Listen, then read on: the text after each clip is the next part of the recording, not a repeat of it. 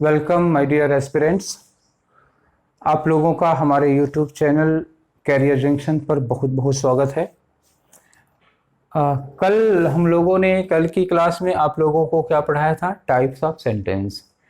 तो कल की क्लास में बताया गया था टाइप्स ऑफ सेंटेंस में कितने तरह के सेंटेंस होते हैं और हमने दो कैटेगरी पर बांटा था, एक मीनिंग के आधार पर, सेंस के आधार पर, और एक सेंटेंस की संरचना यानी कि उसके कंस्ट्रक्शन के आधार पर।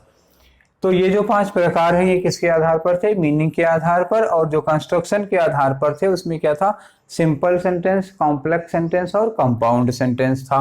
तो वो वाले हमने कहे थे वो बाद में पढ़ाएंगे, पहले ये पढ़ा दिए जाते हैं।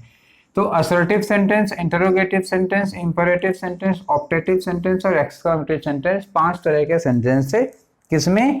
मीनिंग के आधार पर। और असर्टिव सेंटेंस में हम लोगों ने दो चीजें पढ़ी थी कि असर्टिव सेंटेंस में दो सब कैटेगरी थी। कौन सी? एक अफर्मेटिव की थी, अफर्मेटिव सेंटेंस था, और एक निगेटिव सेंटेंस था। ठीक, क्या था? अफर्मेटिव और निगेटिव सेंटेंस, दो ये चीजें थी। तो असर्टिव सेंटेंस हम लोग ऑलरेडी पढ़ चुके हैं पिछली क्लास में। इंटरोगेटिव सेंटेंस भी हम लोग पढ़ चुके हैं किसमें? पिछली क्लास में। इंपरेटिव सेंटेंस भी हम लोग पढ़ चुके हैं किसमें? पिछली क्लास में। 3 हम लोग पहले से पढ़ चुके हैं। आज हमें पढ़ना है ऑप्टेटिव सेंटेंस और एक्सक्लेमेटरी सेंटेंस। आज हमें ये दोनों चीजें पढ़नी है। ठीक है, आज ये दो चीजें खत्म कर देते हैं, फिर आपको वो वाले भी पढ़ा के तब आपको असाइनमेंट दिए जाएंगे सेंटेंस के प्रकार पर। ठीक है, तो ये हम मिटा रहे हैं और आज की क्लास शुरू करते हैं ऑप्टेटिव सेंटेंस से। ठीक,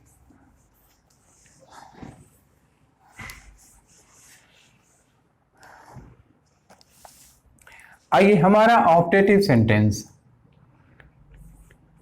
ऑप्टेटिव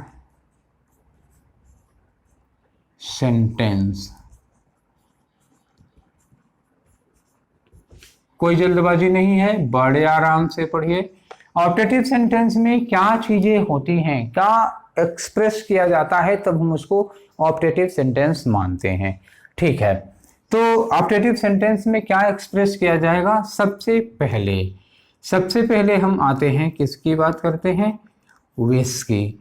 विश में क्या होता है? एक चीज होगा, जैसे चलिए ये पूरा का पूरा विश ही है, ले लेते हैं। तो विश में एक चीज विश आती है जिसमें हम कहते हैं ब्लेस आएगा, कर्स आएगा। जब कोई हमें श्राप देता है तो वो उसकी इच्छा ही होती है। ब्लेस है, कर्स है, प्रे है और विश है, ये सब क्या हो गए? ऑप्टेटिव। इसी में दूसरी चीज आती है एक विश, जिसको हम कहते हैं अभिवादन। इसको क्या कहते हैं? अभिवादन या ग्रीटिंग। जैसे हम किसी को गुड मॉर्निंग, गुड आफ्टरनून या गुड नाइट ये सब बोलते हैं, हैप्पी जर्नी वगैरह बोलते हैं। और तीसरा क्या होता है? यह भी विश ही है, तो इस विश में शुभकामनाएं दी जाती हैं। इसमें क्या आती हैं? किसी को हम उसकी वेल विशेस देते हैं। तो ये 3 चीजें हो गई। और एक होती है इसी में स्ट्रॉन्ग डिजायर, ये भी हम कह सकते हैं। क्या हो गई ये? स्ट्रॉन्ग डिजायर, ये भी ऑप्टेटिव सेंटेंस की कैटेगरी में ही आता है। तो ये 4 चीजें हैं जो ऑप्टेटिव सेंटेंस में आते हैं। अब जनरली आप लोगों को क्या है कि जनरली आप लोग यही 4 को ऑप्टेटिव सेंटेंस मान के रख देते हैं। तो ये 4 ही नहीं, उन 4 के अलावा भी ऑप्टेटिव सेंटेंस होंगे। तो पहले हम उन चारों की बात कर लेते हैं जो आप पहले से ही जानते हैं, इनको पहले यहां से हटा रहे हैं। तो एक सेंटेंस हम आपको लिखें, मान लीजिए एक सेंटेंस ऐसे शुरू किया हमने, लिखा है कि may you live long, may you live long, मतलब आप 1000 साल जिए।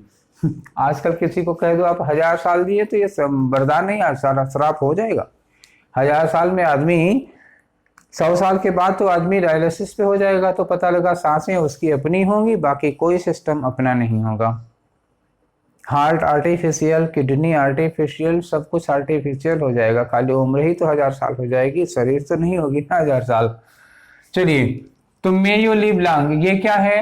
अब जनरली सुनने में बड़ा अच्छा लगता है, तो सुनने में बड़ा अच्छा लगता है, आशीर्वाद लग रहा है, तो ये क्या हो जाएगा, may you live long, bless हो गया, आशीर्वाद, किसी ने हमको लंबे दीर्घायु होने का आशीर्वाद दिया। ठीक है, दूसरा सेंटेंस हम लिख रहे हैं, जैसे किसी ने कहा कि may you loss your legs in accident. मान लो कोई गुस्से में कभी कभी बोल देता है, भगवान करे एक्सीडेंट में तुम्हारी टांगे टूट जाएं। अब जब कोई कह रहा है कि भगवान करे एक्सीडेंट में तुम्हारी टांगे टूट जाए, तो ये आशीर्वाद तो नहीं होगा ना, ये आशीर्वाद नहीं हुआ, ये क्या होगा, ये है श्राप। तो पुराने जमाने के ऋषि मुनि बड़ी जल्दी देते थे, यही है ताकत का दुरुपयोग, कभी कभी जरूरी भी हो जाता था। चलिए, तो ये क्या हो गया, ये श्राप हो गया। अब तीसरा, अरे श्राप है, जय की श्राप नहीं, तीसरा है, एक सेंटेंस मैंने लिखा, may you win the gold medal. क्या लिखा, may you win the gold medal. अब may you win the gold medal, अब बताइए, ये कहा जा रहा है कि भगवान करे तुम गोल्ड मेडल जीत कर लाओ, तो भगवान करे तुम गोल्ड मेडल जीत के ले आओ। इसमें पहले सेंटेंस में और तीसरे सेंटेंस में वर्चुअल डिफरेंस क्या है, कैन यू टेल मी, आप बता सकते हैं ना मुझे। तो बताइए, मे यू लिव लॉन्ग, आप 100 साल जियो, और मे you win the gold medal, भगवान करे तुम गोल्ड मेडल जीतो, इन दोनों में क्या अंतर है। अब ये 100 साल जियो ये था आशीर्वाद, और भगवान करे तुम गोल्ड मेडल जीतो ये क्या है, ये है हमारी विश। क्यों इसको विश कह रहे हैं, ये इसे कहते हैं शुभकामना। क्या है, ये शुभकामना है। जब कोई आदमी कोई कार्य करना शुरू करने वाला है, किसी अच्छे काम पर जा रहा है, किसी प्रयोजन पे, तो हम कहते हैं भगवान आपका काम सफल करें, या भगवान करें तुम इस काम में सफल हो। तो जब किसी के काम की सफलता के लिए दुआ करते हैं तो उसे कहते हैं शुभकामना। और जब किसी व्यक्ति को खुद को कहते हैं सुखी हो जाओ, खूब बड़े हो जाओ और सफल हो, ये सब मोटे। बचपन में तो हम लोग थे तो कभी कभी बाबा दादा का पैर छूते कहते हैं खूब मोटे हो जाओ, अब बात पता चलता है कि मोटे हो जाए हाँ क्या है। ठीक है, तो ये सब क्या था, ये आशीर्वाद था, और ये क्या हो गया, कार्य की सफलता के लिए होगा तो वो शुभकामना होगी। चलिए, एक चीज और रह गई, इसमें बची रह गई, वो क्या है, जैसे हम कहते हैं कि मे गॉड ग्रांट यू, देखिए ग्रांट लिख दिया, may God grant you some wit, भगवान तुम्हें थोड़ी बुद्धि दें। तो यहां क्या हुआ, may God grant you some wit, भगवान तुम्हें थोड़ी अक्ल दें, थोड़ी बुद्धि दें। तो इसमें किसको शामिल कर लिया गया, ये शामिल कर लिया गया गॉड को। अब इसमें भगवान को शामिल किया गया है, तो इसका मतलब ये क्या हो गया, डायरेक्ट भगवान से प्रे हो रही है। तो ये जो प्रे हुआ, विश हुआ, कर्ष हुआ, ब्लेस हुआ, ये सब किस कैटेगरी में आ गए, ये विश में आ गए। ये हमारी हो गई एक्सक्लेमेटरी ऑप्टेटिव सेंटेंस हो गए। ठीक है, तो ये ऑप्टेटिव सेंटेंस हो गए, इन्हें हम अब पहले से पढ़ते आ रहे हैं। जब डायरेक्ट से इनडायरेक्ट चेंज करते थे तब भी ये सारी चीजें आती थी। तो ऑप्टेटिव का एक प्रकार ये हो गया। तो अब हम दूसरी कैटेगरी में चलते हैं ऑप्टेटिव के, जिसमें हमने कहा था कि ग्रीटिंग्स होती हैं। आइए ग्रीटिंग्स वाला देख लें। ग्रीटिंग्स का मतलब क्या हो गया, अभिवादन। ठीक, ऑप्टेटिव सेंटेंस में दूसरे पे आ रहे हैं, जिसमें है ग्रीटिंग्स।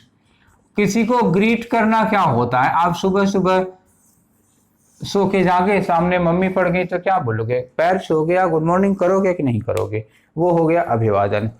आप कॉलेज पहुंचे, आपके क्लासमेट का किसी दोस्त का बर्थडे है, तो उसको देखते ही क्या बोलोगे, हैप्पी बर्थडे बोलोगे कि नहीं बोलोगे, जाहिर सी बात है बोलोगे, औपचारिकता कहती है अगर पार्टी चाहिए तो। ठीक, तो ग्रीटिंग्स में जैसे हम किसी को कह देते हैं, मान लीजिए किसी से कहा गुड मॉर्निंग अंकल। ठीक, तो गुड मॉर्निंग अंकल क्या हो गया, ये ग्रीटिंग हो गई, अभिवादन हो गया। एक जैसे हमने किसी से कहा कि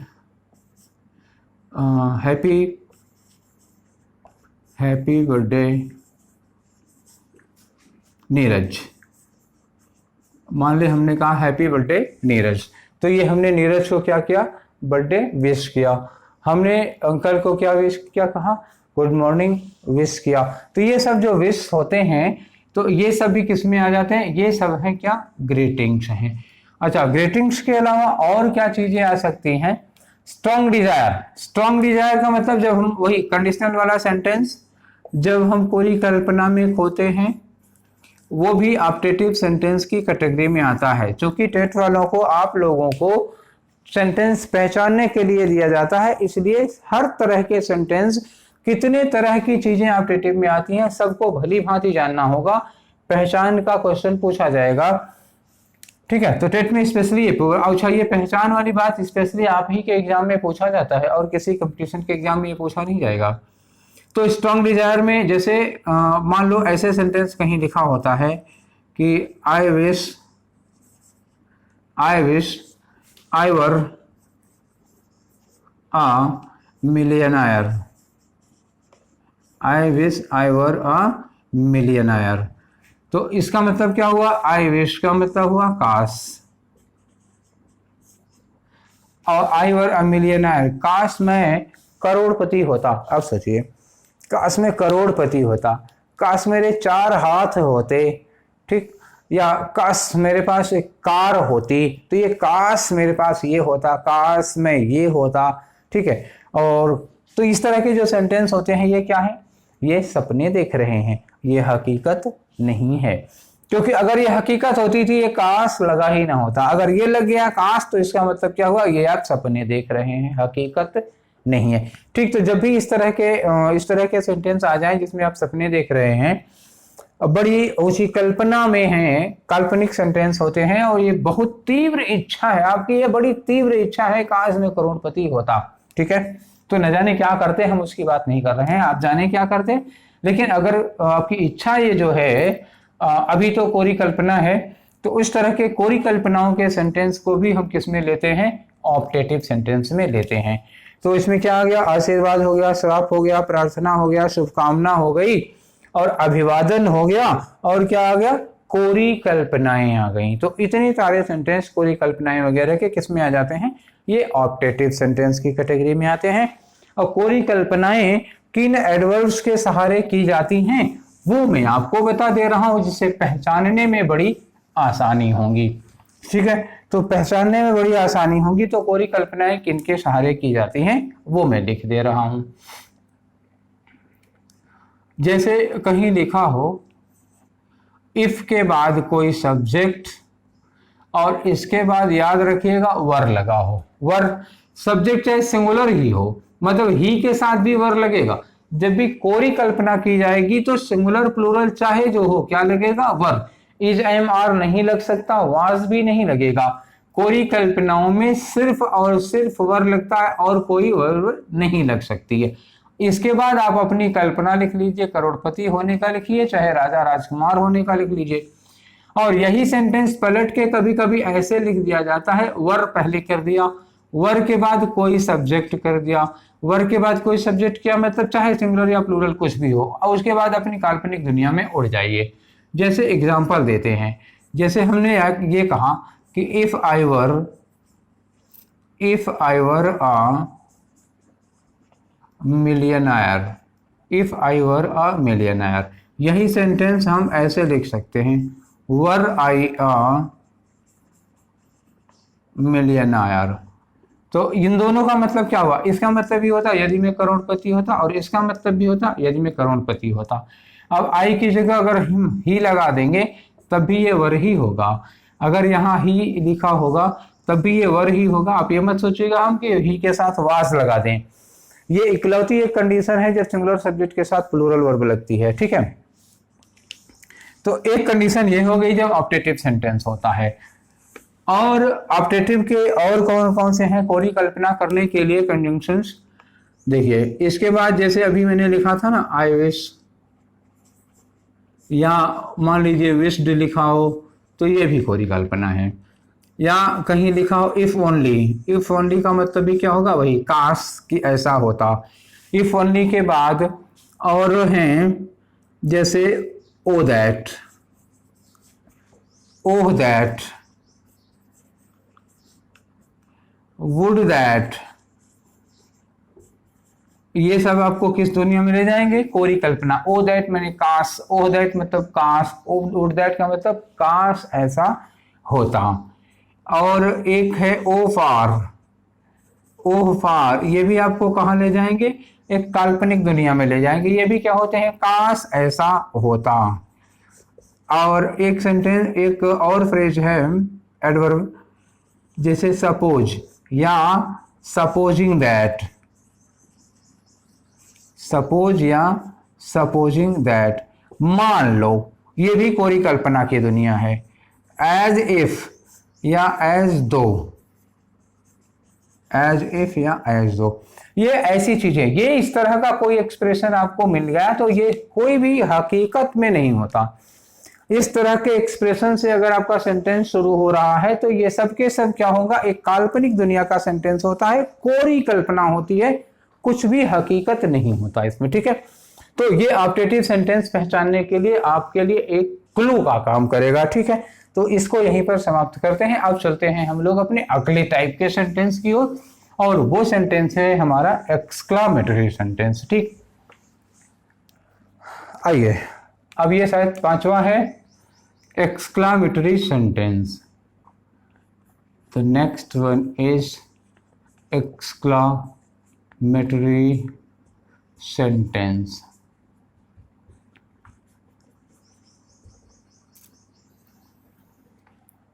एक्सक्लामेटरी सेंटेंस क्या होता है? इसको हम कहते हैं विस्मयादिबोधक।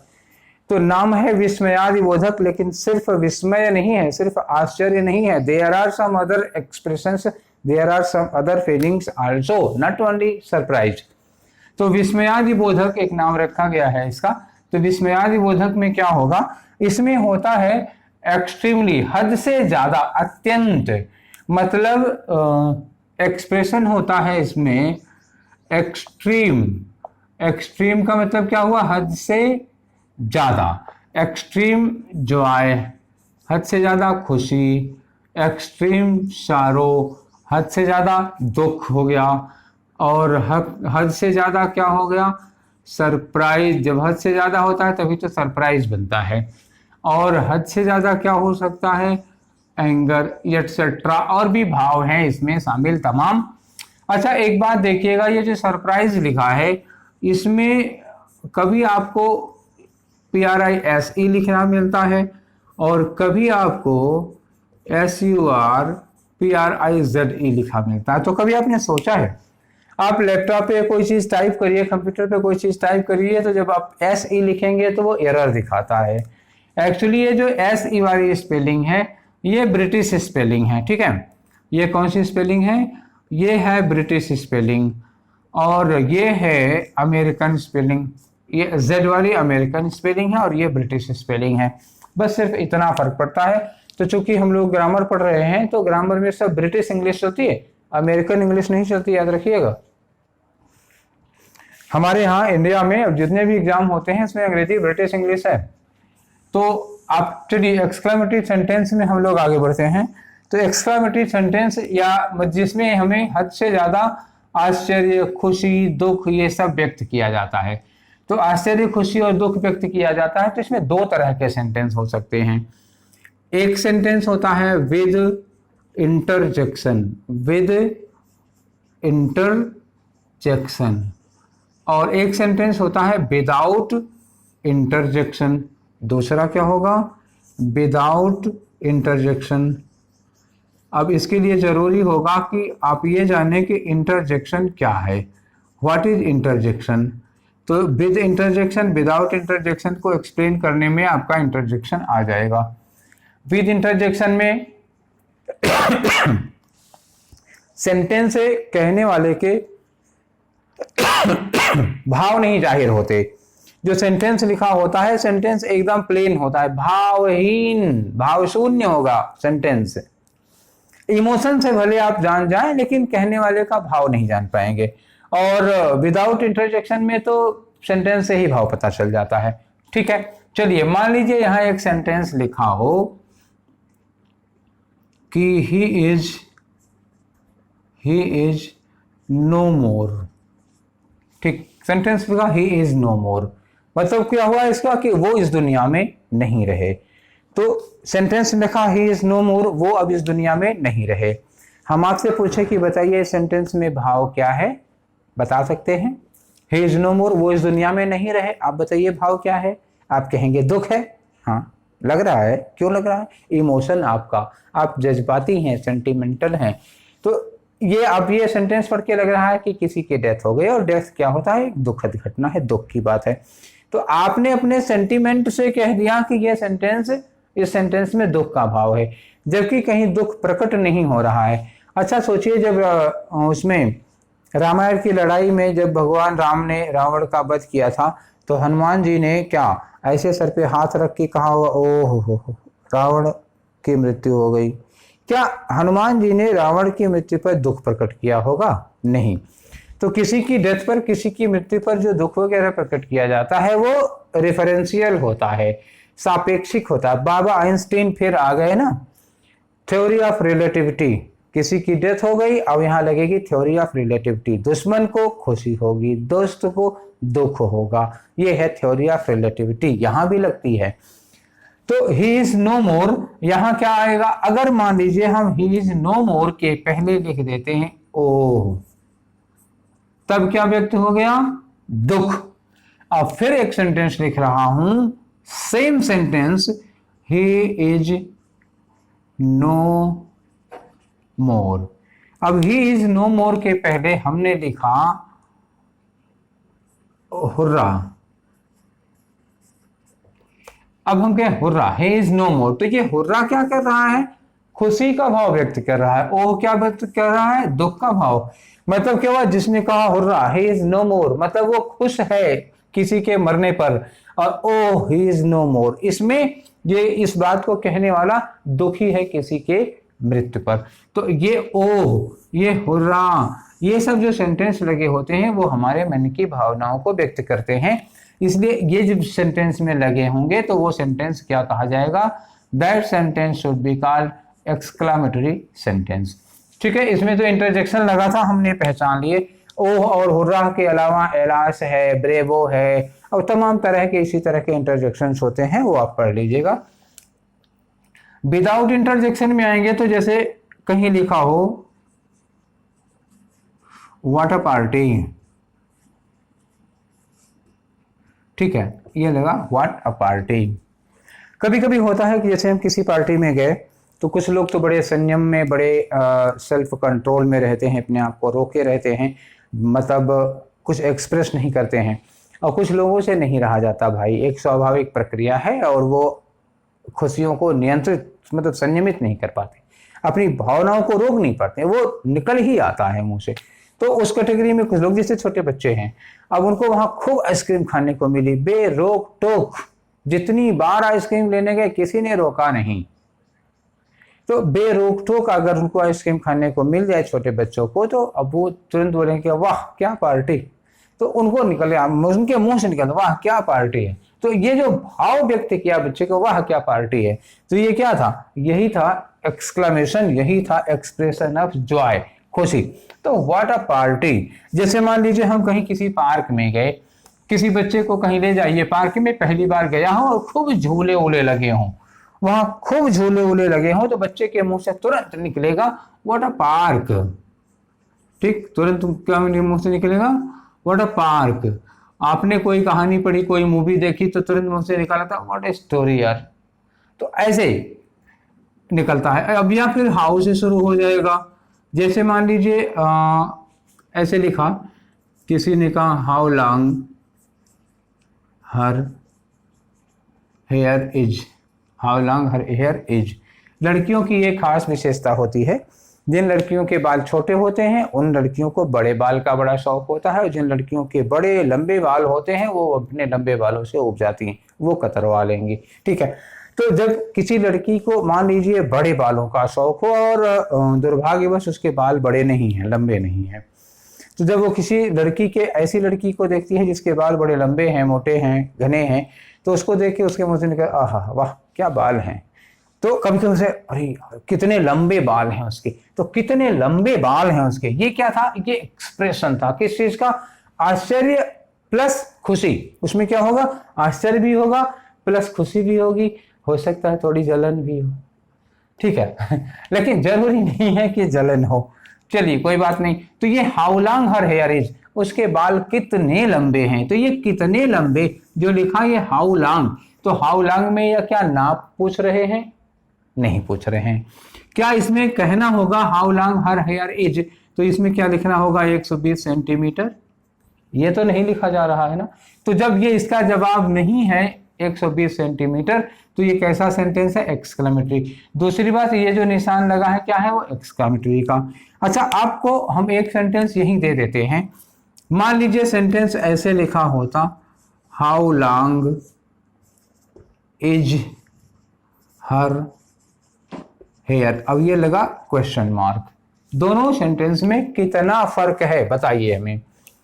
यहां इज लगा है कहां, हर हेयर के बाद में, यहां इज कहां लगा है, हर हेयर के पहले। कल बताया था कि हर हेयर मतलब क्या हुआ, अब हम सब्जेक्ट के पहले हेल्पिंग वर्ब लगाएंगे तो सेंटेंस क्या बन जाता है, वो इंटरोगेटिव बन जाता है। और हेल्पिंग वर्ब सब्जेक्ट के बाद लगाए और ये वाला मार्क लगाया एक्सक्लेमेटरी का, तो ये कौन सा सेंटेंस होगा, एक्सक्लेमेटरी। दोनों में बात वही होगी, उसके बाल कितने लंबे हैं, और ये होगा उसके बाल कितने लंबे हैं, लेकिन पूछने के ढंग में अंतर आएगा। इसका मतलब हुआ उसके बाल कितने लंबे हैं, आप जवाब दोगे 120 सेंटीमीटर।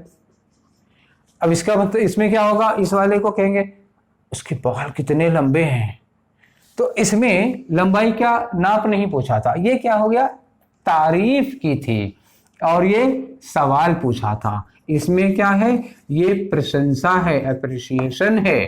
थोड़ी जलन हो सकती है रही हो तारीफ में, कभी कभी जलन में भी तारीफ कर देते हैं लोग।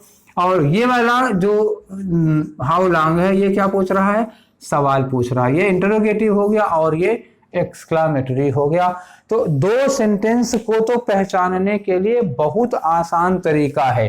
कौन से दो सेंटेंस, बिना कोई हल्दी फिटकरी लगाए आप उस सेंटेंस को पहचान सकते हैं। एक जिस सेंटेंस के लास्ट में ये लगा हो और एक सेंटेंस जिसके लास्ट में ये लगा हो, ये किसका होगा, ये एक्सक्लेमेटरी सेंटेंस होगा, और ये किसका होगा, ये इंटरोगेटिव सेंटेंस का निशान होगा। देखिए गलत जगह हमने कर दिया, ये इंटरोगेटिव होगा, एक्सक्लेमेटरी इंटरोगेटिव। तो आप पंक्चुएशन मार्क देख लिए तो ही समझ में आ जाएगा, ठीक है। तो दो तो ऐसे ही छट के निकल जाए, आप बड़ी आसानी से पहचान लेंगे। बचेगा इंपरेटिव, इंपरेटिव की भी पहचान बहुत आसान है। बचा ऑप्टेटिव, ऑप्टेटिव में इच्छाएं वगैरह होती हैं, ठीक है। तो मुझे लगता है कि अब ये हमने जो 5 तरह के सेंटेंस बताए, ये आपको अच्छे से समझ में आ गए होंगे, मुझे इस बात का पूरा यकीन है। अब इसके बाद हम जो सेंटेंस के प्रकार पढ़ाएंगे वो सिंपल कॉम्प्लेक्स कंपाउंड के बेस पर होगा। तो सिंपल कॉम्प्लेक्स कंपाउंड सेंटेंस पढ़ाएंगे, उसके बाद आपको असाइनमेंट दे दिया जाएगा 25-30 क्वेश्चन का, आप वो असाइनमेंट करेंगे, फिर हम उसको सॉल्व कराएंगे, उसके बाद नेक्स्ट टॉपिक शुरू होगा। तो इसी तरह आराम से धीरे से पढ़ते रहेंगे।